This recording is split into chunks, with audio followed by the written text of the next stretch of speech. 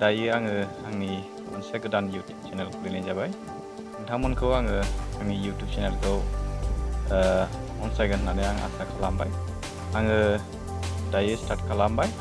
दा आं मोनसे जायगायाव नोंथांमोननो आंनि जे जायगायाव बेरायहैदोंमोन बे जायगाखौ आं श' खालामगोन। नोंथांमोना फारियै नायलांबानो जाबाय।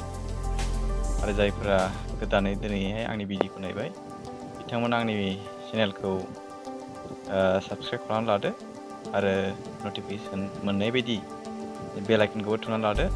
आरो जायफ्रा दासिमबो साबस्क्राइब खालामाखै बिथांमोनखौ खावलायबाय जेन' साबस्क्राइब खालामो। नोंथांमोननि सापर्टआ आंनि थाखाय मोनसे थुलुंगा जागोन बेखौनो आं आसा खालामो।